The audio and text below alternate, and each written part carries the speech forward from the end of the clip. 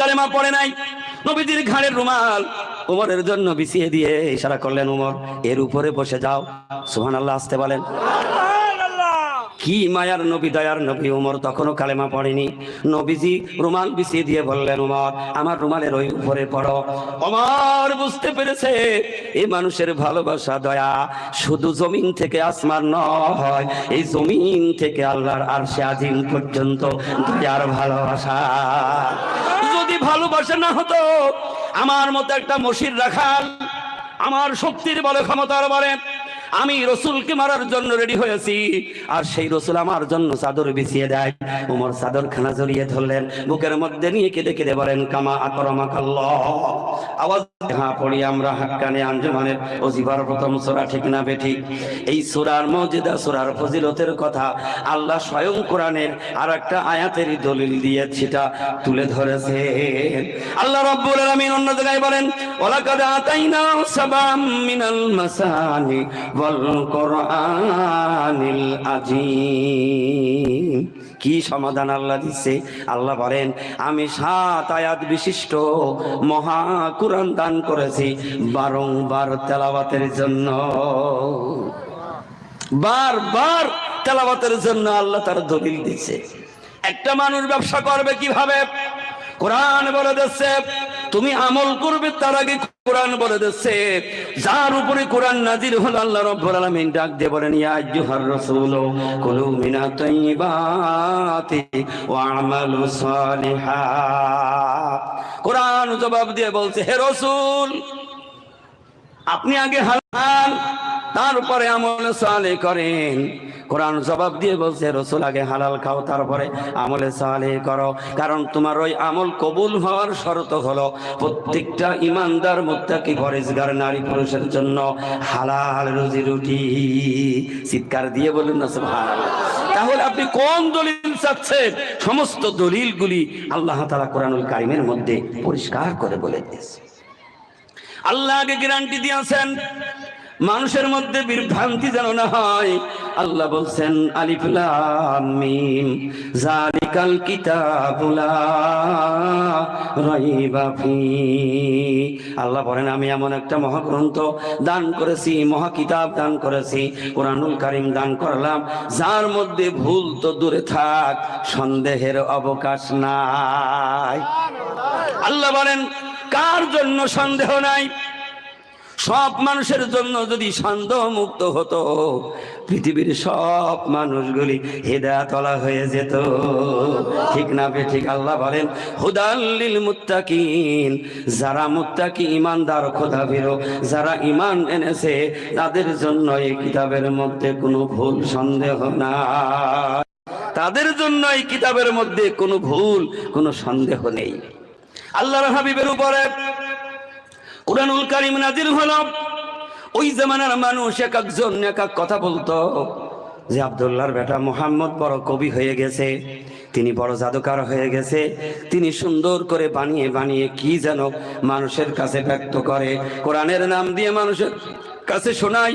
যখনই ওই আওয়াজ এসে গেল, নবীদের কাছে আবার ওহী নাজিল হয়ে গেল, ও আমার হাবিব বিশ্ব নবী, তুমি আমার কোরআনের দলিল দিয়ে তাদেরকে শুনিয়ে দাও। আল্লাহ বলছেন, ওয়ালা ইয়ানতিকু আনিল হাওয়া ইন হুয়া ইল্লা ওয়াহিয়ুন ইউহা। সুবহানাল্লাহ বলবেন না? আল্লাহ বলেন, ও দুনিয়ার মানুষ, তোমরা মনে করো সব আমার নবী মনে হয় নিজের মন থেকে তিনি কবি হয়ে, সম্রাট হয়ে, তিনি মনে হয় গণক হয়ে তোমাদের মাঝে ব্যক্ত করছে। না না না, আমার পয়গম্বর বিশ্ব নবী তোমাদের মাঝে কোরআনুল কারীমের নামে যা বলে সবগুলি আমি আল্লাহর পাঠানো ওহীর কথা। আল্লাহ কোরআন দিয়ে আরো স্পষ্ট করে জবাব দিলেন, শোনো দুনিয়ার মানুষ, আমার নবী যদি কোরআনের সাথে যদি নিজের একটা কথাও যদি ভেজাল করে তোমাদের মাঝে শোনাতো, আল্লাহ রাব্বুল আলামিন বলেন, ওয়ালাউ তাকাওয়ালা আলাইনা বা'দাল আকাবিন লা আখাযনা মিনহু বিল ইয়ামিন। আল্লাহ রাব্বুল আলামিন পরিষ্কার করে কুরআনুল কারীমের মধ্যে সমাধান দিয়ে দিলেন, কারণ আমার হাবিব বিশ্ব নবীর আমি আল্লাহ তাআলা আগে ডান হাত খানা চেপে ধরতাম, আওয়াজ দিয়ে বলুন সুবহানাল্লাহ। শুধু হাত চেপে ধরে আমি আল্লাহ ছেড়ে দিতাম না, আমার হাবিবের গলার কণ্ঠ নালীকে আমি আল্লাহ কেটে দিতাম। আল্লাহ রাব্বুল আলামিন বলেন, ও দুনিয়ার মানুষ, এরপরও তোমরা কি হুঁশিয়ার হবে না? তোমরা কি আমার পয়গম্বরের অনুসরণ করবে না?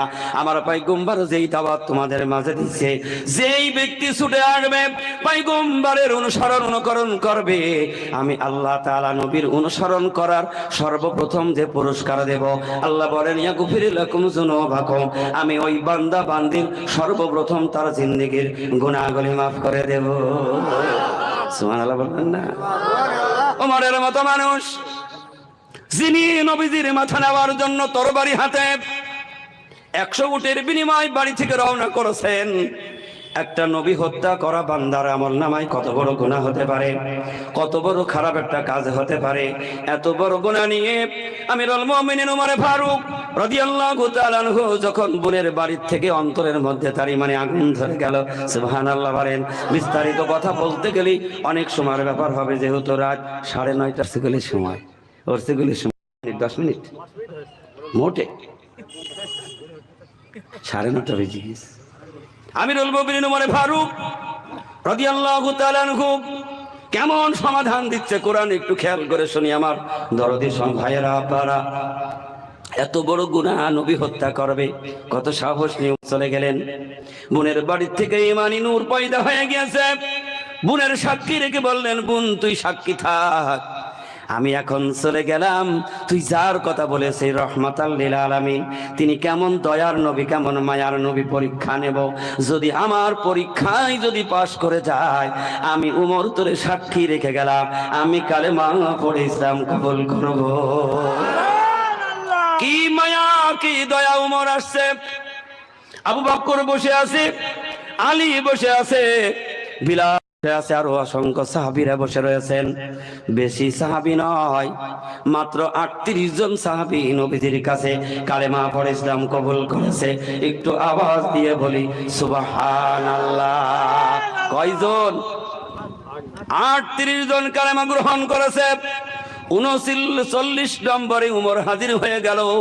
দূর থেকে দেখে যখন আবু বকর বলে, ইয়া রাসূলুল্লাহ, হাবিবাল্লাহ, আবু জেহেলের সাথে যে ব্যক্তি সব চাইতে শক্তিধর, যে আপনার বিরোধিতা করে, যার ক্ষমতায় আবু জেহেল বেশি ক্ষমতা ধরে, ইয়া রাসূলুল্লাহ, ওই যে সেই উমর আসছে, আপনি একটু অনুমতি দেন, আজকে উমরের উচিত শিক্ষা দিয়ে দেব।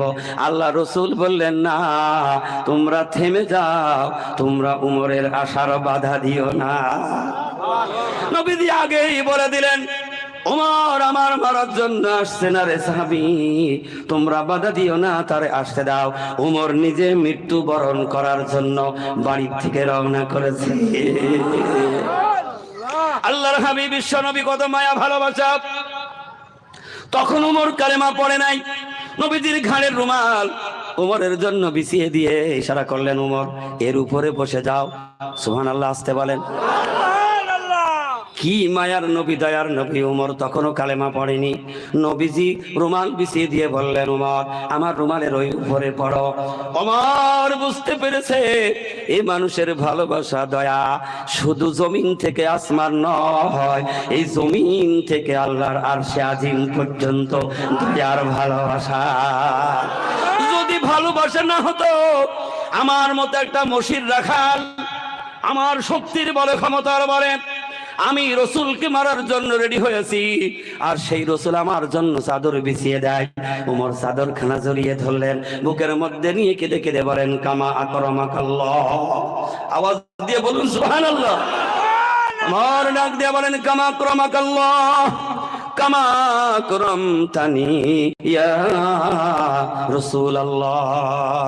হে রাসূল, আপনি আমাকে যেভাবে সম্মান দিয়েছেন, ইজ্জত দিয়েছেন, কিন্তু আপনার রুমালের মধ্যে বসতে পারে এই মক্কা মদিনার মধ্যে এরকমের উমরের জন্ম হয় না। ইয়া রাসূলুল্লাহ, আমি বুঝে ফেলেছি আপনি মহামানুষ, আপনি আল্লাহর শ্রেষ্ঠ পয়গম্বর, আমার বুঝ হয়ে গেছে। তরবারি সামনে ফেলে দিয়ে বলেন, ইয়া রাসূলুল্লাহ, হাবিবাল্লাহ, আমি ওমর এসেছিলাম আপনার মাথা নেব, কিন্তু আজকে ওমরের মাথাটা নিচু করে দিলাম। আমার মতোই এত গুনাহ পৃথিবীর জগতে আর কেউ করে নাই। ইয়া রাসূলুল্লাহ, যেভাবে হোক আমার গুনাহ কিভাবে মাপ হবে, আপনি সেই ব্যবস্থা আমারে করে দেন।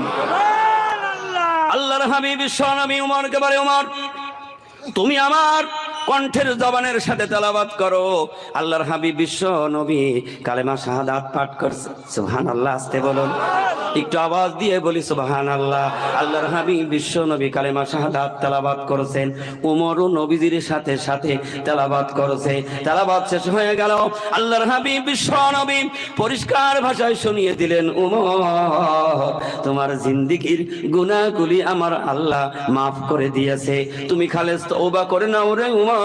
আর জিন্দেগিতে যদি তুমি গুনাহ না করো, তোমার এই হায়াতের জিন্দেগিতে যত গুনাহ তুমি করেছো ওমর, আমি নবী সাক্ষী হয়ে গেলাম, সব গুনাহগুলি আমার আল্লাহ নেকিতে পরিণত করে দিয়েছে।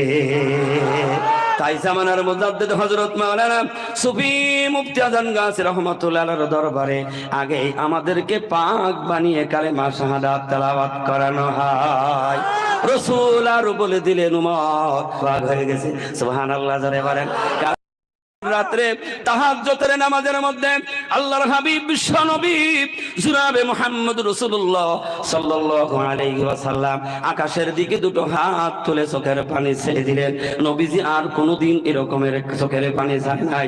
নবীজি হাত তুলে দোয়া করেছে, মালিক রব্বুল আলামিন, তোমার এই জাতির কাছে আমার দিন প্রচারের বড় বাধা, বড় বিপদ আমার সামনে, আমার বড় বিপদের মধ্যে, বাধার মধ্যে, ও মালিক, তুমি যদি আমার ডান হাতের শক্তি যদি আবু জেহেলকে বানিয়ে দিতে, আওয়াজ দিয়ে বলুন না সুবহানাল্লাহ। আল্লাহ বলেন, যদি না হয় আমার বাম হাতের শক্তি যদি তুমি উমররে বানিয়ে দিতে, তাহলে আমি নবী তোমার দরবারে আরো খুশি থেকে যেতাম। আল্লাহর হাবিব ভোর রাত্রে দোয়া করেছেন। এই জন্য হিদায়াত হলো কপালের ব্যাপার। আবু জেহেল যাকে উস্কানি দিয়ে লোভলার সাথে গিয়ে রসুলকে হত্যা করিয়ে দেবে, আর সেই উমরের প্রতি আল্লাহর হাবিব বিশ্বনবীর দোয়াটা ওখানে চলে গেছে। আল্লাহ দোয়া কবুল করে নিলেন। উমর খুশি হয়ে গেল, সাহাবারাও খুশি হয়ে গেল। উমর ডাক দিয়ে বলেন, ইয়া রাসূলুল্লাহ, হাবিব আল্লাহ, এখন আর সুপে সুপে দাওয়াত হবে না, দাওয়াত হবে ওপেন। সুবহানাল্লাহ বলবেন, দাওয়াত হবে ওপেন, কোনো বাধা হবে না। আমি ওমর আপনার জন্য আমার এই নেক হায়াতটুকু সব কুরবানি করে দিলাম। আজ থেকে আমার জীবন, আমার যৌবন, আমার সম্পদ, আমার ছেলে মেয়ে, আমার বিবি বাল বাচ্চা সবগুলির চাইতে, এমনকি ইয়া রাসূলুল্লাহ আমার কলিজার চাইতে আমি আপনাকে বেশি ভালোবেসে নিলাম। এখন আর ওপেন আর কোনো গোপনে দাওয়াত হবে না ইয়া রাসূলুল্লাহ। তবে আপনার অনুমতি নিয়ে এখন আমি একবার আল্লাহর প্রশংসা করব।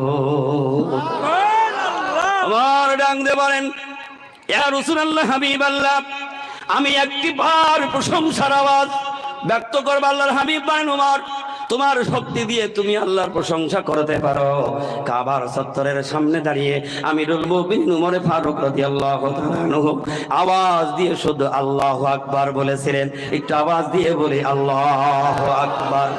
ওমরের এই কণ্ঠের আওয়াজ এত তীক্ষ্ণ ছিল, এত শক্তিশালী আওয়াজ ছিল, যা পৃথিবীতে আজ পর্যন্ত কোন ক্ষেপণাস্ত্র দিয়ে ওই রকমের শক্তি প্রয়োগ করতে পারে না। আল্লাহ রাসূল বলেন, ওমরের এই আল্লাহু আকবার ধ্বনিতে 12 জন অবিশ্বাসীর অন্ডকোষ ছিঁড়ে ধাক্কায় কোথায় পড়ে গিয়েছে তারা আর খুঁজে পায় নাই। আমরা সেই উমরের উত্তরসূরি, যেই মাহফিলে যাই মজলিসে বসেছি, এই মজলিস হলো আমিরুল মুমিনিন ওমর ফারুক রাদিয়াল্লাহু তাআলা আনহু 37তম উত্তরসূরি পুরুষ হযরত মাওলানা সুফি মুফতি আজম গাছী রাহমাতুল্লাহ আলাইহি। এই জন্য হিদায়াতটা হলো কপালের ব্যাপার, ঠিক না বেঠিক? কথা বলুন না কেন? হিদায়াত হলো কপালের ব্যাপার। কত নেকি আল্লাহ রাসূল যে কথা বললেন, ওমর তোমার গুনাহটা আল্লাহ নেকি বানিয়ে দেবে। আবু বকর সিদ্দিক রাদিয়াল্লাহু তাআলা আনহু যখন খলিফা, খলিফা তিনি তো রাষ্ট্রপতি, কারণ রাষ্ট্র চালাতেন। ওই খলিফারা বলুন কোন মাদ্রাসার মুফতি ছিল, কোন মাদ্রাসার হাফেজ ছিল, কোন মাদ্রাসার আলেম ছিল না। তারা একটা ইলম অর্জন করেছে, সেই ইলম হলো কোরআনুল কারীম। এই কোরআন দিয়ে পার্লামেন্ট চালানো হতো। সুবহানাল্লাহ যারা বলেন। এখনো যদি কোরআনের পার্লামেন্ট কায়েম হয়ে যায়, পৃথিবীর চুরি বন্ধ হয়ে যাবে, পৃথিবীর জিনা বন্ধ হয়ে যাবে, ডাকাতি বন্ধ হয়ে যাবে, মানুষের সম্পদের লুণ্ঠন বন্ধ হয়ে যাবে, মানুষের জান মালের নিরাপত্তা হয়ে যাবে। উমর যখন খলিফা, হযরতে আলী তখন স্বরাষ্ট্রমন্ত্রী। সুবহানাল্লাহ জোরে বলুন।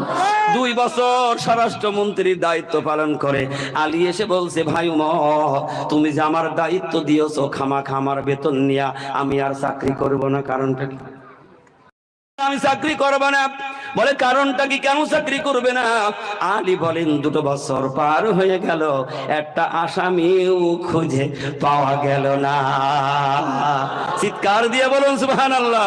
তাহলে পরিবর্তন করা হলো কে? মহাগ্রন্থ আল কোরআন। এই জন্য আল্লাহ বলছে, সমাধান দাও যদি জীবনে মরণে, ফিরে যাও খুঁজে নাও চোখ রাখো কোরআনে, তবেই পাবে সুখ শান্তির ঠিকানা, তবেই পাবে সুখ শান্তির ঠিকানা, মেনে যদি নাও তুমি মনে প্রাণে। সমাধান চাও যদি জীবনে মরণে, ফিরে যাও খুঁজে নাও চোখ রাখো কোরআনে। আলী ডাক দিয়ে বলেন, ভাই উমর, আমার এই চাকরি আমি ছেড়ে দেব, কারণ খামাখা বেতন নেব তা হতে পারে না। তারা কত বড় আল্লাহ বলা ছিল, ডিউটি ছাড়া চাকরি নেব না, হতে পারে না। এখন অনেক রকম লোক আছে চাকরিতে চেয়ারে বসে ঘুমিয়ে ঘুমিয়ে বেতন নাই, আছে না নাই? 7 দিন ডিউটি, 5 দিন ডিউটি করে, 2 দিন অফিস ফাঁকি দেয়, এরম মানুষ চাকরিজীবী আছে না নাই? আবার ওই চেয়ারে বসে কালো কালির একটা দাগ দিয়ে হাজার হাজার টাকা মানুষের কাছ থেকে লুটে খায়, এরকমেরও চাকরির ব্যবস্থা আছে না নাই? কোরআন বলছে সমাধান হয়ে যাবে। ওই মানুষের মধ্যে যদি কোরআনের জ্ঞান থাকে, কলমের খোঁচা দিয়ে মানুষের ধোঁকা দেবে না, টাকা মেরে খাবে না, অন্যের সম্পদ আত্মসাৎ করবে না, তার ডিউটি কাজে লাগাবে, পরিপূর্ণ ফাঁকি দেবে না। জ্ঞান হতে হবে। কোন জ্ঞান? এই কোরআনের জ্ঞান। কষ্ট পাচ্ছেন আপনার? আমি বিশ্ব নবীর দ্বিতীয় খলিফা, ওই সময় আবু বকর সিদ্দিক রাদিয়াল্লাহু তাআলা আনহু প্রথম খলিফা। একদিন উমরকে ডাক দিয়ে বলেন, উমর ভাই তুমি একটু আমার কাছে আসো, একটু বুঝিয়ে দেওয়ার জন্য ক্লিয়ার করে দিছি নেকি কেমনে গুনাহটা নেকিতে পরিণত হয়ে যায়। হযরতে আবু বকর সিদ্দিক রাদিয়াল্লাহু তাআলা আনহু উমরকে ডাক দিয়ে বলেন, উমর একটু আমার কাছে আসো। আসার পরে বলছে, ভাই উমর, তোমার নেকি আর আমার নেকি বদলা বদলি করি। সুবহানাল্লাহ বলুন। আবু বকর সিদ্দিক বিশ্ব নবীর প্রথম খলিফা উমরকে ডাক দিয়ে বলেন, ও উমর, তোমার নেকিগুলি আমার দাও আর আমার নেকি তুমি নিয়ে নাও।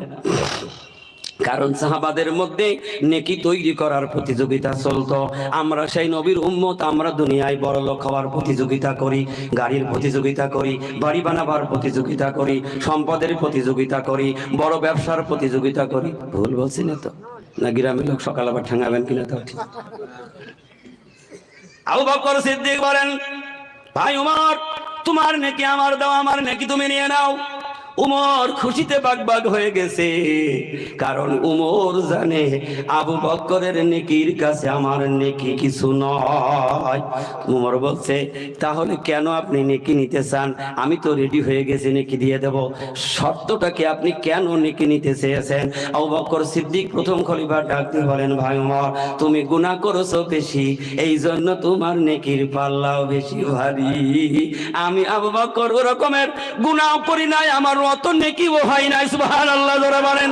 এই জন্য আল্লাহ সমাধান দিয়েছে কোরআনুল কারীমের মধ্যে, ও দুনিয়ার মানুষ, তোমরা নৈরাশ হয়ো না, তোমরা নৈরাশ হয়ো না, ফিরে যেও না। আল্লাহ ডাক দিয়েছেন, লা তাকনাতু মির রাহমাতিল্লাহ, ইন্নাল্লাহা ইয়াগফিরুয যুনুবা জামিআ ইন্নাহু হুয়াল গফুরুর রহিম। আওয়াজ দিয়ে বলেন সুবহানাল্লাহ।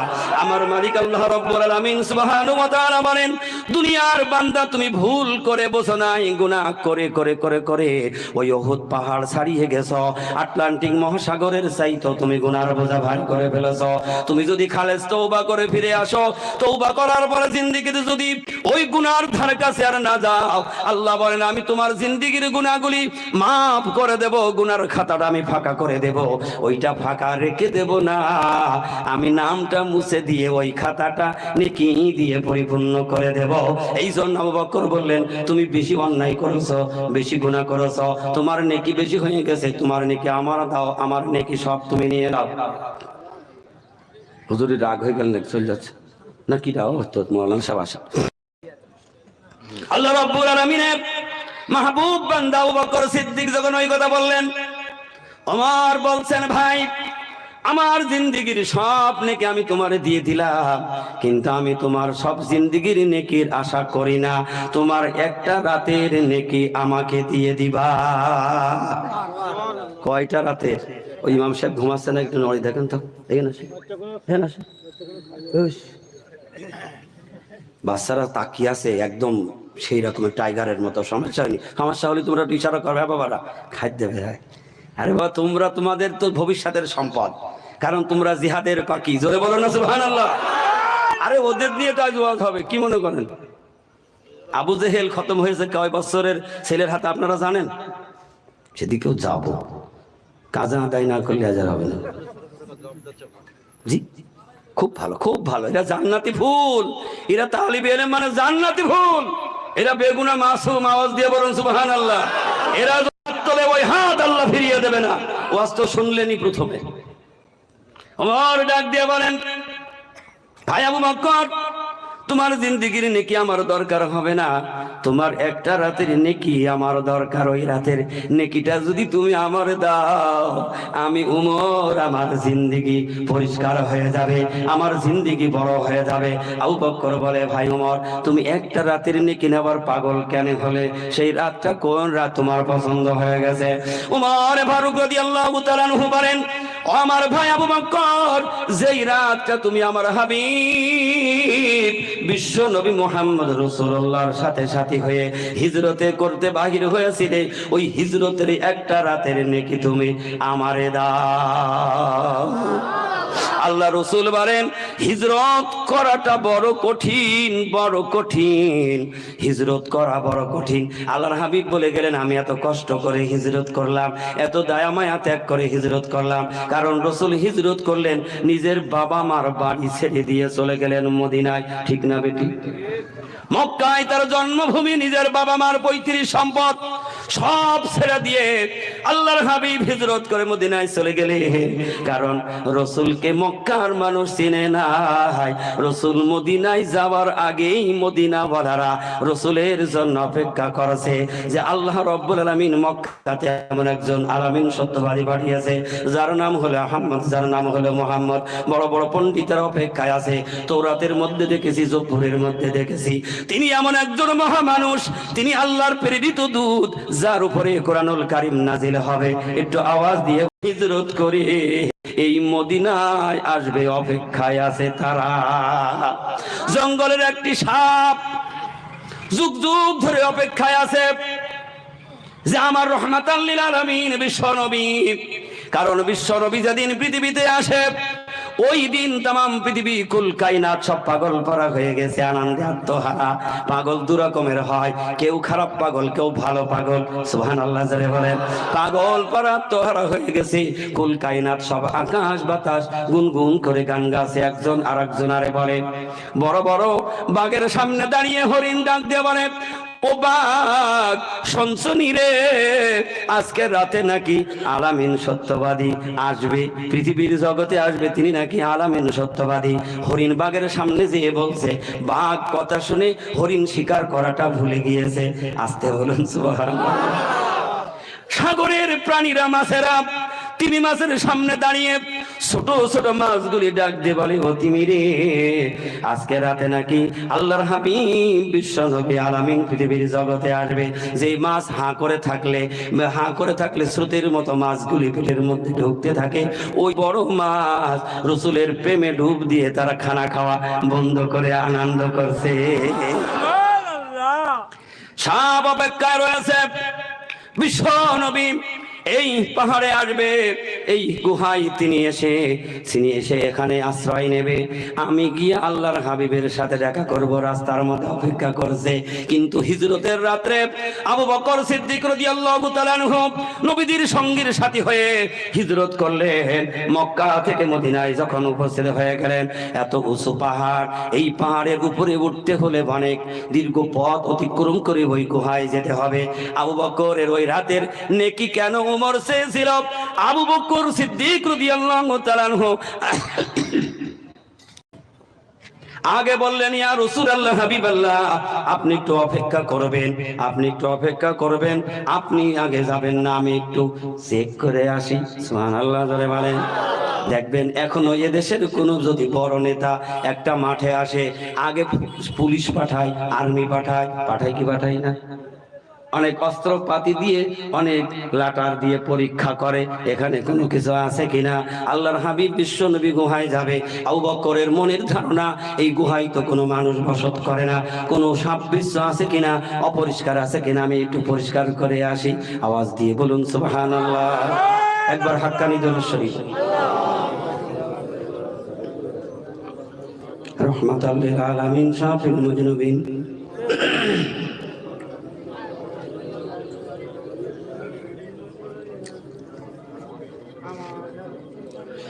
كما صليت وسلمت وباركت رحمت على سيدنا إبراهيم وعلى آل سيدنا إبراهيم إنك حميد مجيد। আল্লাহর হাবিব বিশ্ব নবীকে দাঁড় করিয়ে আবু বকর গুহায় উঠে গেলেন, পরিষ্কার করলেন। যাই দেখছেন গুহার এদিকে গর্ত, ওদিকে গর্ত, এদিকে গর্ত। নিজের পাকড়িগুলি ছিঁড়ে গর্তগুলি বন্ধ করলেন। পাকড়ি শেষ হয়ে গেল, একটা গর্ত বন্ধ করে নাই, পরেও নাই, কোনো কিছু নাই। চিন্তা করেছে, আমি এই গর্তটা আমার পাও দিয়ে চেপে ধরে রাখবো, তবু আমার হাবিব বিশ্ব নবীকে আমি কোনো ক্ষতি হতে দেব না। আবু বকর ফিরে এসে বলে, ইয়া রাসূলুল্লাহ, হাবিবাল্লাহ, আপনি কষ্ট করে গুহায় উঠবেন, আমি আবু বকরের সহ্য হব না। শিশু বাচ্চার মতো বিশ্ব নবীকে আবু বকরের ঘাড়ে কাঁধে তুলে নিলেন। আবু বকর বিশ্ব নবীর ঘাড়ে করে এই উপর থেকে অনেক উঁচু পাহাড়ের গুহায় উঠে গেলেন। এখন ওই সময় তো কোনো সিঁড়ি ছিল না, কোনো রাস্তা তৈরি ছিল না, ওই গুহা পর্যন্ত এখন কেটে ধাপ বানিয়ে দেওয়া হয়েছে। চিৎকার দিয়ে বলুন সুবহানাল্লাহ। তাহলে সোজা রাস্তা আবু বকর সিদ্দিক কেমন করে নবীজিকে নিয়ে ওইখানে উঠায় গেল? এটা আল্লাহর কুদরত, আল্লাহর মুজিজা। আল্লাহ বুঝি পারে না? আল্লাহ যদি না পারতো তাহলে রসুলকে কেমনে 7 তবক আসমান জমিন ভেদ করে আল্লাহর বাড়ি তার হাবিবকে নিয়ে গেল? আওয়াজ দিয়ে বলুন সুবহানাল্লাহ। ওমর বলেন, ও ভাই, তোমার জিন্দগির কোনো আমি নেকি নেব না, এই একটা রাতের নেকি তুমি আমার দাও, যেই রাতের জন্য তুমি 6 মাস অপেক্ষা ছিলে। সুবহানাল্লাহ জোরে বলুন। 6 মাস অপেক্ষা করেছো, ওই রাতের ইবাদতটা আমার বড় শখ। আল্লাহর হাবিব বিশ্ব নবীর জন্য তুমি 6 মাস অপেক্ষা। নবীজি একদিন শুধু জবান দিয়ে বলেন, আবু বকর, তোমাকে আমার সাথী হতে হবে, আমার সাথে তোমার যেতে হবে। আরে আজকে যাবে না, কাল যাবে না, পরশু যাবে না, কবে যাবে? নবীজি বলে না, আমার সাথে যেতে হবে। এই কথা শুনে ওই দিন থেকে আবু বকর রাতের ঘুম ছেড়ে দিলেন। আওয়াজ দিয়ে বলে সুবহানাল্লাহ। ওই মদিনার পথে রে আমার, ওই মদিনার পথে হিজরত করতে চলছেন নবীজি, চলছেন গুহাতে। মা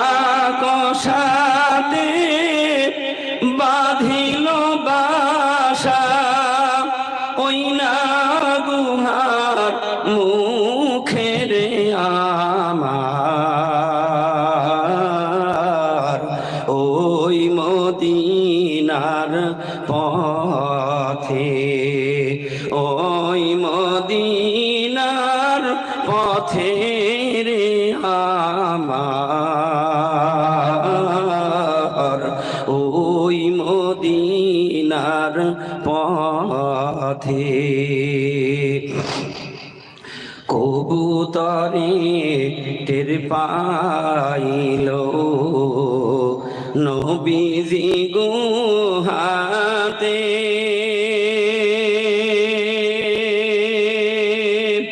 ডিম পাড়িয়া বাঁধিল বাসা ওই না গুহার মুখে রে আমার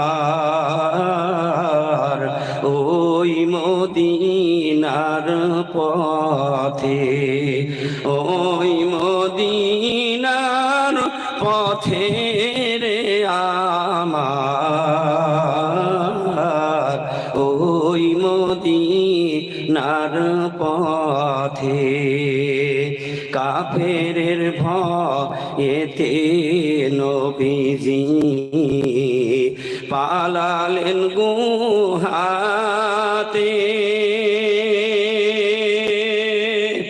মা কোষাতে বাঁধিল বাসা ওই না গুহার মুখে রে আমার ওই মদিনার পথে ওই মদিনার পথে রে আমার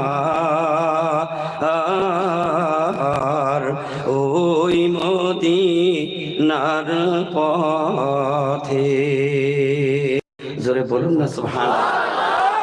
সেই বিশ্ব নবীর সেই হিজরতের নেকি চাইলেন কে? আমিরুল মুমিনিন উমর। আমার ডাক দিয়ে বলেন, ওই একটা রাতের ইবাদত যদি তুমি আমারে দাও তাহলে হিজরত তেমন একটা জিনিস, বড় কঠিন জিনিস। বাবা মার ভিটা বাড়ি থাকার জন্য মানুষ জীবন দিতে চায়, ঠিক না বে ঠিক? কথা বলুন না কেন? নিজের জীবন দেওয়ার জন্য রেডি হয়, নিজের সম্পদ আঁকড়িয়ে ধরার জন্য জীবন দিতে চায়, কিন্তু সব ছেড়ে দিয়ে আখরি জামানার পয়গম্বর বিশ্ব নবী হিজরত করে মদিনায় চলে গেলেন। সুবহানাল্লাহ। মদিনায় গেলেন। মদিনায় যাওয়ার পরে নবীজি, মদিনার মানুষ আগে দাঁড়িয়ে রয়েছে, রহমাতাল লিল আলামিন আসবে যে কথা বলতে রেখেছিলাম। আবু বকর নবীজিকে নিয়ে যখন গুহার মধ্যে উঠে গেলেন, নবীজি বলেন, আবু বকর, সারা রাত হেঁটে হেঁটে শরীর ক্লান্ত হয়ে গেছে, আমার শরীর দুর্বল হয়ে গেছে রে আবু বকর, তুমি একটু বসো, তোমার উরুর উপরে আমার মাথাখানা রেখে আমি একটু বিশ্রাম নেব। সুবহানাল্লাহ যারা বলেন। যেই নবীর পরশ লেগে পাথরগুলি শোনা হয়ে যেত, আল্লাহু আকবার বলেন। কারণ যেই নবীকে সৃষ্টি না করলে তামাম পৃথিবীর কুলকুল কায়নাত সৃষ্টি হতো না। সে আবু বকরের উরুর উপরে আখেরি জামানার পয়গম্বর বিশ্ব নবীর মাথা, আর আবু বকর পা সাট করে দিয়ে ওই পাহাড়ের গর্তটা চাপে ধরে রেখেছেন, আর ওই সাপ অপেক্ষায় রয়েছে দীর্ঘদিন তিনি রহমাতাল লিল আলামিনের সঙ্গে দেখা করবে। কারণ নবী কোনো গোষ্ঠীর নয়, নবী কোনো মুসলমানের নয়, নবী কোনো একটা কওমের নয়। আল্লাহ রাব্বুল আলামিন বলেন, আমার হাবিব বিশ্ব নবীকে আমি পৃথিবীতে পাঠিয়েছি তামাম পৃথিবী কুল কায়নাতের নবী করে। কারণ আমার হাবিবকে আমি গোটা জাহানের রহমাতাল লিল আলামিন করে আমি সৃষ্টি করেছি। ওই জবাবটাও আমার আল্লাহ এই কোরআনের মধ্যে সংবিধান লিখে দিয়েছে। আল্লাহ বলেন, ওমা আরসালনাকা ইল্লা রাহমাতাল লিল আলামিন। এই জন্য মুফাসসির ইকরাম বলছে যত সমাধান তোমার নেবার ইচ্ছা হয় তাহলে ফিরে যাও কোরআনের পাতায় ফিরে যাও, তোমার যা দরকার সব আল্লাহ খুলে খুলে ওর মধ্যে বয়ান করে দিয়েছে। যাহার পরশ লেগে পাথর হলো সোনা, সুবহানাল্লাহ, যাহার পরশ লেগে পাথর হলো সোনা, সন্দেহ ভুল নেই যারে কি কোনা, সুবহানাল্লাহ। হলে বলো কি বারাত রে বলো, হলে বলো কি বারাত রে বলো, অশান্তি দূর করে শান্তি আনে সমাধান, সমাধান চাও যদি জীবনে মরণে, ফিরে চাও খুঁজে নাও চোখ রাখো কোরআনে, সুবহানাল্লাহ। আবু বকর গুহার মধ্যে পাও দিয়ে গর্ত ধরে রেখেছে, সাপ এসে জায়গা পায় না, পার উপরে দংশন করলেন। কত বড় বিপদ দেখুন, তার মধ্যে আবু বকর পা নড়াই না, কোনো শব্দ করে না। আবু বকর চিন্তা করছে আমি ওই যন্ত্রণায় যদি একটু নড়াচড়া করি আমার হাবিবের ঘুম ভেঙে যাবে। কারণ এই ভাগ্য কার আছে নিজের উরুর উপরে মাথা রেখে ঘুমাইতে পারে। আবু বকর নড়াচড়া করে না, বারবার সাপে দংশন করে। বিষধর সাপ যদি আমাদের একটা সবল দেয়, মৃত্যু অনেক সময় অনেকের হয়ে যায়, ঠিক না বেঠিক? কিন্তু সাপের বিষের যন্ত্রণায় আবু বকরের শরীরটা সব নীল রং হয়ে গিয়েছে। কিন্তু এত যন্ত্রণা আবু বকর ইচ্ছা করে নাই, কিন্তু চোখটা এত মায়ার জিনিস, কিছু আঘাত হলে চোখ দিয়ে পানি পড়ে কি পড়ে না? কথা বলেন না কেন? কারণ চোখের মধ্যে আল্লাহ মহা আটলান্টিক মহাসমুদ্রের সাগরের পানি দিয়েছে, সুবহানাল্লাহ জোরে বলেন। আর এই পানির মধ্যে এমন একটা জিনিস সব সময় নড়াচড়া করি আল্লাহ বইটা ক্লিয়ার করে দিয়েছে, সুবহানাহু ওয়া তাআলা। কত দয়া কত মায়া বান্দার চোখটাকে বারবার পাতাটা এরকমের লাইভ করে দিয়েছে, ঠিক না বেঠিক? চোখের মধ্য থেকে এক ফোঁট পানি বেরিয়ে কখন পড়ে গেছে আবু বকর বুঝতে পারে না, কারণ উরুর উপরে মাথা, চোখের পানিটা গিয়ে বিশ্ব নবী জনাবে মুহাম্মদ রাসূলুল্লাহর মুখের উপরে পড়েছে। ও আমার আব্বারা ভাইয়েরা পরীক্ষা করবেন, চোখের পানি কিন্তু গরম বাগির হয়, ঠিক না বেঠিক? চোখের পানি গরম, গরম পানি যখন নবীজির মুখের উপরে পড়ে গেছে, আল্লাহর হাবিবের ঘুম ভেঙে গেছে। নবীজি তাকাই দেখলেন আবু বকরের চোখে পানি। আল্লাহর হাবিব বলেন, আবু বকর বাড়ি ঘর ছেড়ে স্ত্রী পুত্র সব ছেড়ে এসেছ। ও আবু বকর তোমার বাড়ির দয়া মায়াকে তোমার বেশি লেগে গেছে, তুমি কাঁদছো। আবু বকর বলেন, ইয়া রাসূলুল্লাহ, ইয়া হাবিবাল্লাহ, আমি আবু বকর আমার মা বাবার জন্য কাঁদি না, আমার স্ত্রীর জন্য কাঁদি না, আমার সন্তানের জন্য আমি আবু বকর কাঁদি না। ইয়া রাসূলুল্লাহ, যেদিন আমি আপনার হাতে হাত দিয়ে কালেমা পড়ে ইসলাম কবুল করেছি, ওই দিন থেকে ইয়া রাসূলুল্লাহ হাবিবাল্লাহ আবু বকরের কলিজার চাইতো আল্লাহর হাবিবকে ভালোবাসি। ইয়া রাসূলুল্লাহ হাবিবাল্লাহ, আমি ওই মায়ায় কাঁদি না, কারণ আমার পাখানা গর্তর মধ্যে রয়েছে, আর ওখান থেকে বারবার বিষধর সাপ এসে আমার পায়ে সকল দিচ্ছে। ওই বিষের যন্ত্রণায় ইয়া রাসূলুল্লাহ আমার চোখ দিয়ে পানি পড়েছে। আল্লাহর হাবিব বলেন, আবু বকর তুমি সর্বপ্রথম যখন তোমার পায়ে টাচ করেছিল তুমি তখন আমাকে জানাওনি কেন? আবু বকর বলেন, ইয়া রাসূলুল্লাহ, ইয়া হাবিবাল্লাহ, ইয়া রাসূলুল্লাহ হাবিবাল্লাহ, আমি চিন্তা করলাম আল্লাহর হাবিব বিশ্ব নবী যার সৃষ্টি না করলে तमाम পৃথিবী আসমান জমিন হতো না, আমি আবু বকর হইতাম না। সেই আল্লাহর প্রিয় হাবিব বিশ্ব নবী আমার উরুর উপর একটু আরাম করছি, আর আমি নবীজির ঘুম ভাঙাবো, আমার জীবন চলে গেল ইয়া রাসূলুল্লাহ, আপনার ঘুম ভাঙাইতে পারতাম না। মর্যাদা এমনি হয় না, সম্মান এমনি বাড়ে না। আল্লাহর হাবিব বলেন, আবু বকর দেখি তোমার পা কই? নবীজির সামনে যখন পা না হলো, আখিরি জামানার পয়গম্বর বিশ্ব নবী তার জবান থেকে একটু লালা বের করে একটু থুতু মোবারক নিয়ে আবু বকরের পায়ের ওই ক্ষত জায়গায় লাগিয়ে দিলেন। শুধু লাগাতে দেরি, আবু বকরের বিষ পানি হতে দেরি না। আওয়াজ দিয়ে বলে সুবহানাল্লাহ। যদি মুখের লালা লেগে যদি আবু বকরের সাপের বিষ পানি হয়ে যায়, তাহলে বিশ্ব নবীর প্রতিটি অঙ্গের প্রতিটা জিনিস বিশ্বের মধ্যে শ্রেষ্ঠ দামি জিনিস। আজকে কোন মজলিসে বসেছো আমার আব্বারা, সম্মানিত ভাইরা, যেই মজলিসে বসেছো সেই বিশ্ব নবীর পেট মুবারকে বাঁধা এক খণ্ড পাথর রয়েছে বাগবাড়ি মানিক তারা। আওয়াজ দিয়ে বলুন সুবহানাল্লাহ। বিশ্ব নবীর হাতের ইশারায় আবু জেহেলের হাতের মধ্যে যেই ওই পাথরের নড়িকোনা কালিমা শাহাদাত পাঠ করেছিলেন, তার এক টুকরো রয়েছে বাগবাড়ি ফকিরি হুজরা মুবারক। আওয়াজ দিয়ে বলুন সুবহানাল্লাহ। তাহলে কত বড় দামি জিনিস আজকে পীর সিলসিলা হাক্কানি আঞ্জুমানের কাছে সংরক্ষণ রয়েছে। আর আমার মুর্শিদ কি করছেন, বাজারের ওই মুবারক বাজারের ওই লবঙ্গ কিনে নিয়ে এনে ওইটাকে ধুয়ে পরিষ্কার করে ওই যে রবিজির ওই মুবারক রঙের সাথে স্পর্শে রেখে দিচ্ছে। আর ওইটা থেকে বিশ্বের কোটি কোটি মানুষ ওর ওসিলায় উপকৃত হচ্ছে। একটা আওয়াজ দিয়ে বলি সুবহানাল্লাহ। আবু বকরের বিষ পানি হয়ে গেল। ওমর ডাকতে পারেন, আবু বকর ওই রাতের নাকি তুমি যদি আমার দাও তাহলে আমার কিসমত খুলে যাবে। এই যে হিজরতের এত বড় দাম, এত বড় নেকি, একটু খেয়াল করে দেখুন। জামানার মুজাদ্দিদ হযরত মাওলানা সুফি মুফতি আজানগাছি রাহমাতুল্লাহ আলাইহির জন্মভূমি আজানগাছি গ্রামে, ঠিক না ঠিক? আজানগাছি গ্রামের মানুষ আমার মুর্শিদকে ওই সময় চেনে নাই, চিনতে পারে না। তিনি আল্লাহর হুকুমে হিজরত করে চলে আসলেন। 14টি বছর শরীর জঙ্গলে সাধনা দিয়ে কাটালেন। আওয়াজ দিয়ে বলুন সুবহানাল্লাহ। ওই হিজরতের নেকি এখন বন্ধ না আছে? কথা বলুন, হিজরতের নেকি বন্ধ না আছে? কারণ আল্লাহর হাবিব বিশ্ব নবী তার জবান দিয়ে পরিষ্কার করে দিলেন, আমার আল্লাহ রাব্বুল আলামিন আমার কাছে যত মুজিজা দিয়েছে, নবীজি বলেন স্পষ্ট 10,000-এর ঊর্ধ্বে আমি নবী আল্লাহর পক্ষ থেকে মুজিজার অধিকারী। তার মধ্যে সবচাইতে বড় মুজিজা হলো আল কোরআন। সুবহানাল্লাহ জোরে বলুন। এই মুজিজা এখনো আছে।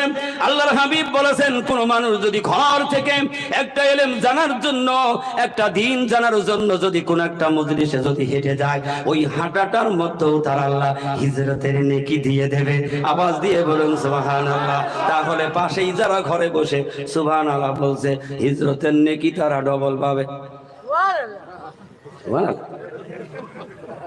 তালে হয়ে গিয়েছে, ঠিক না বেটি? অনেক সময় এরকম তালে হয়, হয় কি হয় না? এটা হাক্কানি দরুদ শরীফ পড়ে।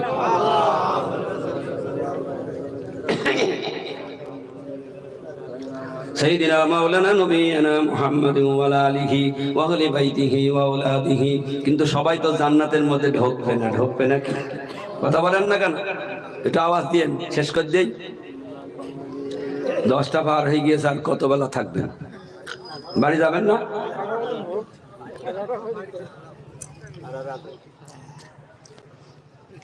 আমিরুল মুমিনিন ওমর ফারুক রাদিয়াল্লাহু তাআলা আনহুকে কেন বললেন? আবু বকর শুনে ফেলেছে আল্লাহর হাবিব বিশ্বনবী উমরকে একদিন ডাক দিয়ে বলছেন, উমরকে উপলক্ষ করে নবীজি বলছেন, সাহাবারা শোনো, আমি নবী শেষ নবী, আমি নবী আগেও নবী। সুবহানাল্লাহ। কেমনে নবী? অনেক সময় প্রশ্ন জাগতে পারে। আল্লাহর নবী তো শেষ জামানায় মা আমেনার কোলে আসলেন, তাহলে তিনি আগে কেমনে নবী হলেন? বলবেন না? এই কুদরতি খেলা হলো আমার মালিক আল্লাহ। এই কথাটা ভুলে বয়ান শেষ করে দেব। নবীজি আগে কেমনে নবী? আল্লাহর হাবিব বিশ্ব নবী একদিন জিবরিলের সামনে বসে রয়েছে। জিবরিলের সাথে নবীজির কথা কথন হচ্ছে। আল্লাহু আকবার বলুন। কারণ জিবরিলের এমন কোনো দিন ছিল না যে নবীজির কাছে আসতো না। জিবরিলের সাথে কথা হচ্ছে। আল্লাহর হাবিব বিশ্ব নবী বলেন, জিবরিল তুমি বড় না আমি নবী বড়? কার বয়স কত বলো?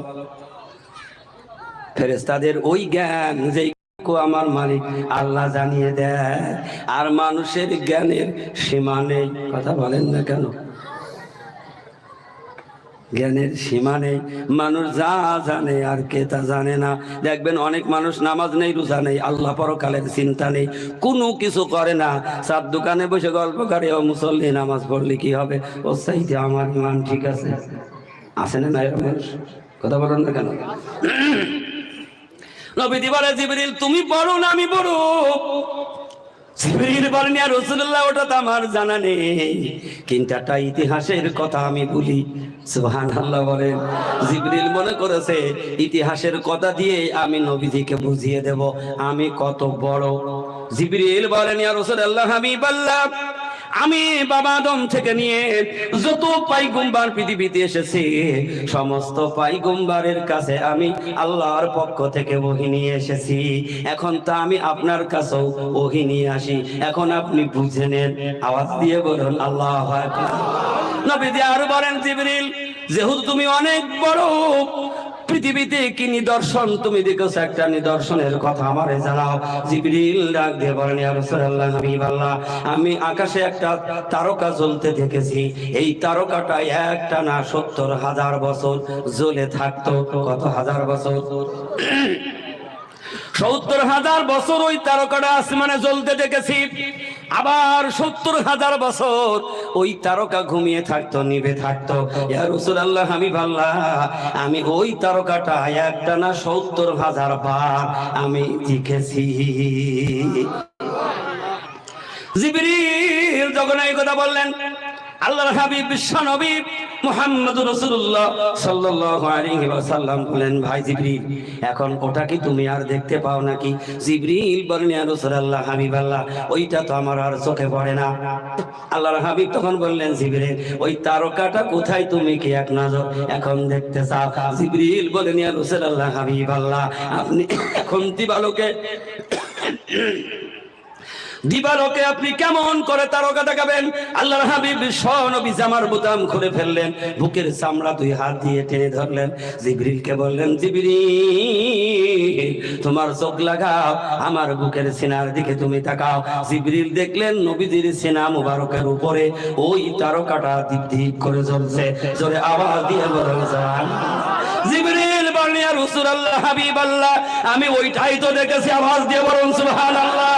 তাহলে নবী বড় না জিবরিল বড় প্রমাণ হয়ে গেল।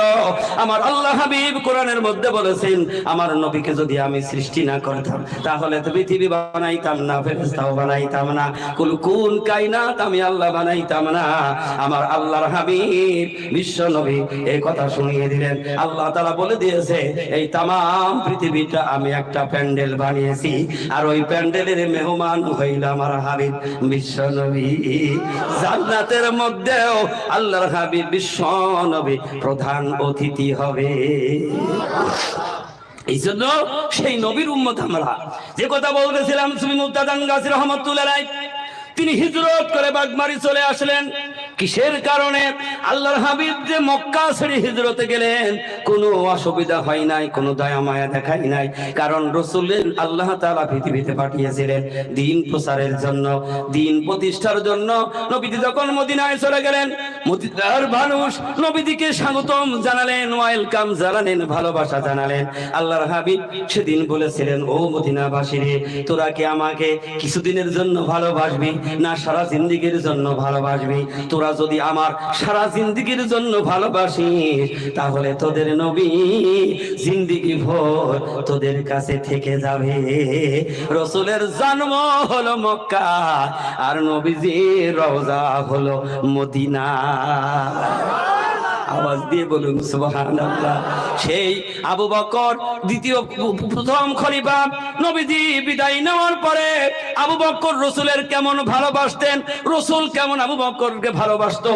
আবু বকর সিদ্দিক উমরকে ডাক দিয়ে বললেন উমর সারা জীবন আমি রাসূলের সাথে ছিলাম, জিন্দেগিটা আমি রাসূলের জন্য মহব্বতে ভালোবাসায় কাটিয়েছি রে উমর, আমার ইন্তেকালের পরে তোরা অন্য জায়গায় দিস না রে, আমার লাশখানা আমার হাবিব বিশ্ব নবীর রওজার পাশে রেখে দিস। আমিরুল ওমর ফারুক রাদিয়াল্লাহু তাআলা আনহু বলেন আপনি এমন একটা দায়িত্ব আমার দিচ্ছেন যা আমার দ্বারা সম্ভব হবে না। আমি নবীজির রওজার পাশে মাটির গায়ে আমি কোপ দিতে পারবো না, ওখানে খোঁড়া আমার ক্ষমতা হবে না। আমি কি করি, আমার রাসূল ঘুমিয়ে আছে, আমি মাটি খুঁড়বো, শব্দ হবে, আমার নবীজির ঘুম ভেঙে যাবে, আমার নবীজি কি মনে করবে এটা তো আমার জানা নেই, আমি পারবো না। আবু বকর সিদ্দিক রাদিয়াল্লাহু তাআলা আনহু সেদিন বলেছিলেন উমর আমার মৃত্যু হয়ে যাবে, আমার লাশটা নবীজির রওজার পাশে রেখে দিয়ে অনুমতি চাবি। একটু আওয়াজ দিয়ে বলুন সুবহানাল্লাহ। সেদিন তোরা অনুমতি চাবি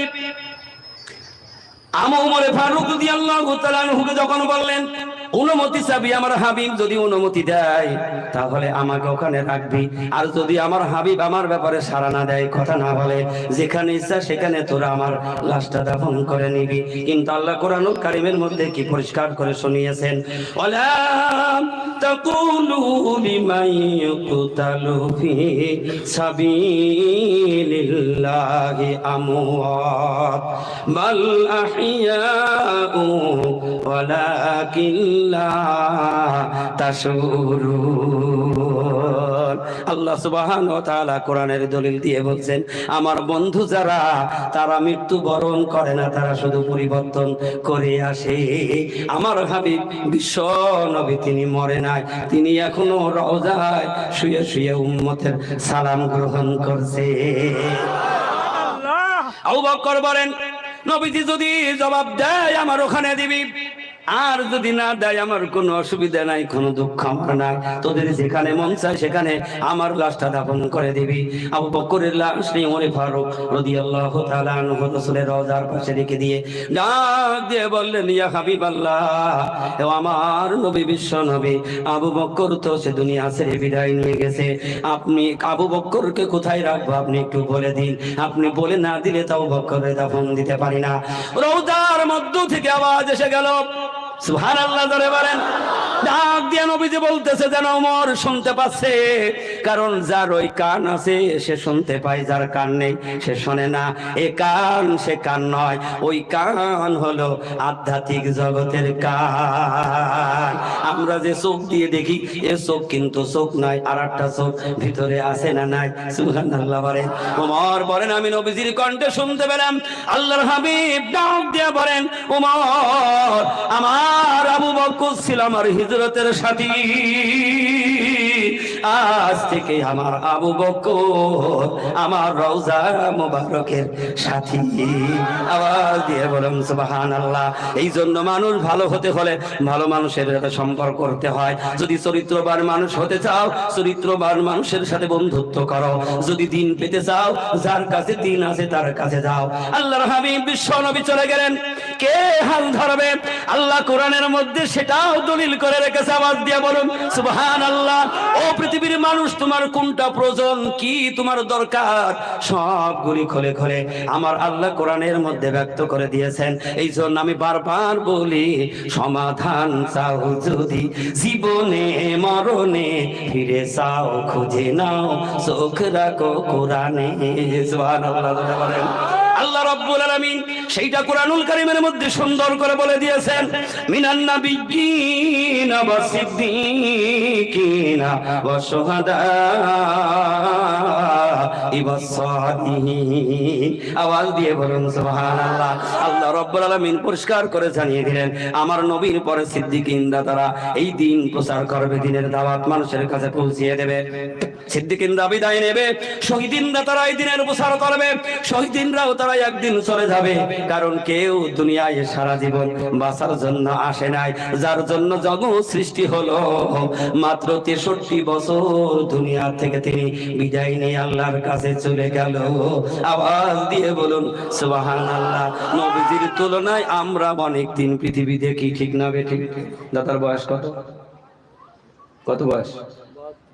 বাবা, বিদায় ছাড়ি গিয়েছে, এখন যা খাচ্ছে সব 72। অনেক 80 বছরের আছে না? আপনার বয়স কত দাদা? পীড়ায় ধারে। সুবহানাল্লাহ, 80 ধারে। আওয়াজ দিয়ে বলুন সুবহানাল্লাহ।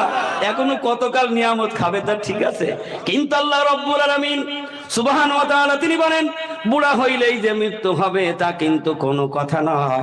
আল্লাহ সেই সমাধানটাও কোরআনুল কারীমের মধ্যে বলে দিয়েছে, কি দেয় নাই? আল্লাহ তাআলা বলেন, ইজা জা আজালুহুম লা ইস্তাখিরুনা সাতাও ওয়ালা ইস্তাকদিমুন। প্রত্যেকের জন্য মৃত্যু নির্ধারণ করা আছে। 1 মিনিট আগে কারোর মৃত্যু হবে না, কারোর জন্য 1 সেকেন্ড দেরি করে তার রূহ নেওয়া হবে না। যে সময় আল্লাহ নির্ধারণ করে দিয়েছে ওই সময় দুনিয়া জগৎ থেকে চলে যাওয়া লাগবে। পৃথিবী সব একদিকে হয়েও ঠেকিয়ে রাখা যাবে না। না সুরেশ্বরের মানুষ রাখতে পারবে? পারবে নাকি?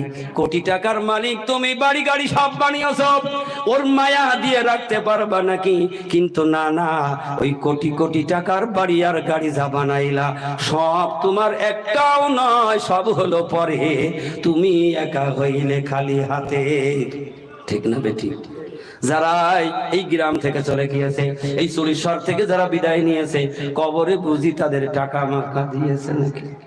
না, বলছে টালি দিয়ে ঘর বানাইছে, দুটো মার্বেল পেরিয়ে দেয়, একটা ফেরা পাটিও দেয় না। ঠিক না বে ঠিক? কথা বলেন না কেন? দেয় না কি নিচে পেড়ে?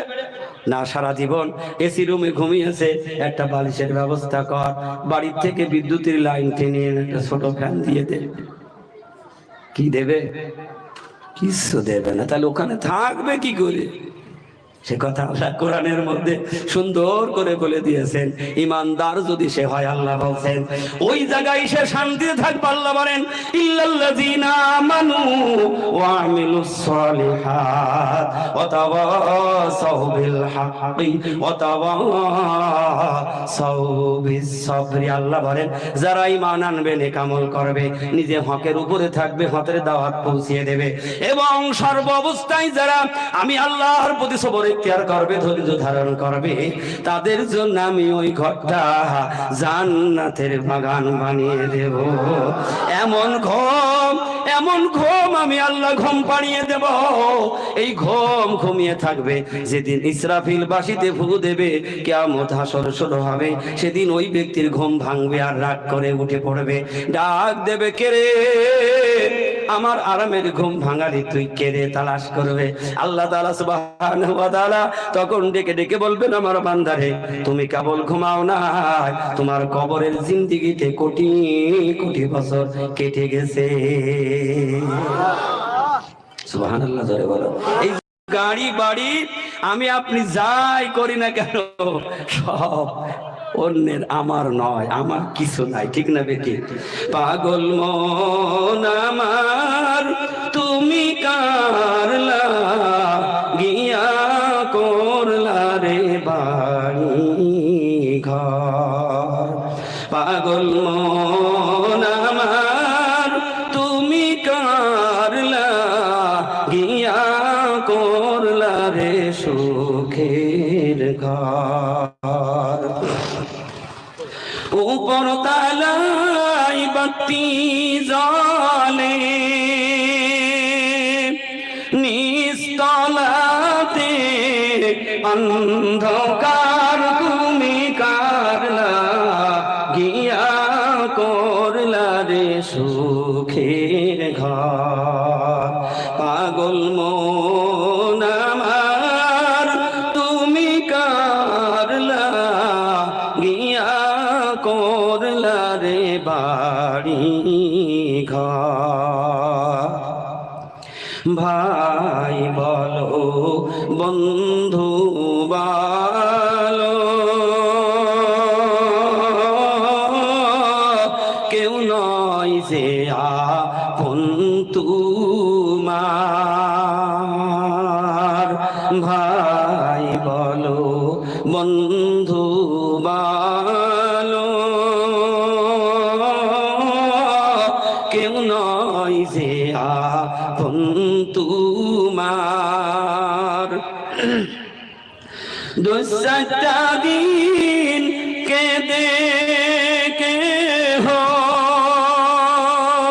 দুঃসাটা দিন কেঁদে কেহ, রাগবে না তো খোঁজ খবর, তুমি কার লাগিয়া করলা রে সুখের ঘর।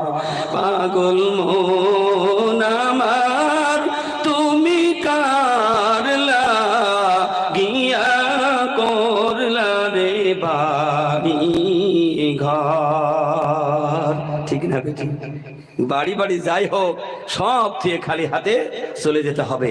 এই জন্য ওই জায়গায় যদি জান্নাতের মালিক হতে চাই 1,24,000 যেভাবে দাওয়াত দিয়েছেন শেষ আখির জামানার মুজাদ্দিদ হযরত মাওলানা সুফি মুফতি আজম গাজী রহমাতুল্লাহ আলাইহি সেই একই দাওয়াত একই তরিকা আমাদের সামনে তুলে ধরেছেন। হে বিশ্বের মানুষ, ঈমান এনেছো, বিনা কাজায় 5 ওয়াক্ত নামাজ আদায় করো, আর হাবিবের প্রতি দরুদ পাঠ করো, আর কি করো? সাবধান, হালাল রুজি রুটি অন্বেষণ করো, রুজি রুটি ভক্ষণ করো, তবে তোমার সমস্ত নেক আমল আল্লাহর দরবারে কবুল হয়ে যাবে। আর সাধ্যমতো তাকওয়া পরহেজগারি করো। এই 4টা কথা যদি আমরা মেনে নিয়ে যদি আমল করতে পারি, আল্লাহ খুশি, আল্লাহ রসুল খুশি, কামেল ওলি আল্লাহ খুশি, নিশ্চয় আল্লাহ রাব্বুল আলামিন সুবহানাহু ওয়া তাআলা কাল কিয়ামতের দিন আমাদেরকে জান্নাত দান করে দেবে। জোরে বলুন না সুবহানাল্লাহ। এই জন্য অনেক কষ্ট করে আলাম, রাত অনেক হয়ে গেছে, আমি আর সামনের দিকে যেতে চাচ্ছি না। শীতের রাত, আপনারা যে ধৈর্যের পরিচয় দেন, আমি আপনাদের জন্য কি দেব সেই প্রতিদান আমার কাছে নেই। তবে একটু দোয়া করব, আল্লাহ সুবহানাহু ওয়া তাআলা যেন আমাদের আজকের এই জান্নাতি মজলিস থেকে নিজেদের যেন নিজের ইমানটাকে মজবুত করিয়ে নিতে পারি, অন্তরে অন্তরে যেন মেনে নিতে পারি, আর জবানে জারি করতে পারি সামি'না ওয়া আতা'না, যা শুনলাম মেনে নিলাম। সাহাবারা শুনেছে আর মেনে নিয়েছে, তার কারণেই অত মর্যাদাবান তারা হয়ে গেছে। আমার মুর্শিদের দরবারে যারা ওই রকমের মেনে নিল, তারা মুর্শিদের দরবারের খলিফা হয়ে গেল। সুবহানাল্লাহ বলবেন না? এই 24 পরগনা হুমরা থেকে সুফি গদ্দিনিসিন হুজুর কিবলা মাস্টার সাহেব দামাত বারাকাতুহুম ওই আবু বকরের মতো তার জিন্দেগি দেখিয়েছেন। সুবহানাল্লাহ বলবেন না? যে কথা আলোচনার দিকে আমি আর যেতে চাচ্ছি না, আপনারা অবশ্যই শুনেছেন বা জানেন। ওই রকমের যদি আমরা মেনে নিতে পারি, আমরা আল্লাহর প্রিয় বান্দা হতে পারি আর না পারি, ওই বান্দাদের সাথে শামিল থাকলে আল্লাহ ওই ওসিলায় আমাদেরকে জান্নাত দান করে দেয়। ঠিক না বেঠিক? কারণ একটা ট্রেনের একটা ইঞ্জিন থাকে, পেছনে অনেক বগি থাকে, আবার বগির মধ্যেও অনেক প্রকারের প্যাসেঞ্জার থাকে কি থাকে না? গরিব, মিসকিন, অসহায়, দরিদ্র, ধনী, টাকাওয়ালা, ভিক্ষুক থাকে কি না? যার কাছে কিচ্ছু নেই, ভিক্ষা করে হাত পাতে, সে যদি ওই ট্রেনের বগিটি ধরে থাকে, শিয়ালদা যাবে না? কথা বলেন না কেন? যাবে না? শিয়ালদা পৌঁছে যাবে। যিনি কোটি টাকার মালিক এসি চেয়ারে বসে ট্রেনের মধ্যে ঘুমাচ্ছে, সেও টাইম মতো পৌঁছাবে। তা আল্লাহ রসুল হাবিব বলেছে, আমার উম্মতের যারা আমার রশি ধরবে, আমার পরে আরো 3 শ্রেণীর কথা আল্লাহ এই কালাম পাকের মধ্যে পরিষ্কার করে বলেছে। পরস্পর যার জিন্দেগিতে যে থাকবে তাকে ধরবে, সে ওই রসুলের পর্যন্ত পৌঁছে যাবে। আর আল্লাহ খুশি হয়ে সুবহানাহু ওয়া তাআলা সমস্ত উম্মতি মুহাম্মাদের নারী পুরুষ আল্লাহ তাআলা তাদেরকে জান্নাত দান করে দেবে। সকলে বলে আল্লাহুম্মা আমিন। আর আওয়াজ দিয়ে বলি আল্লাহুম্মা আমিন।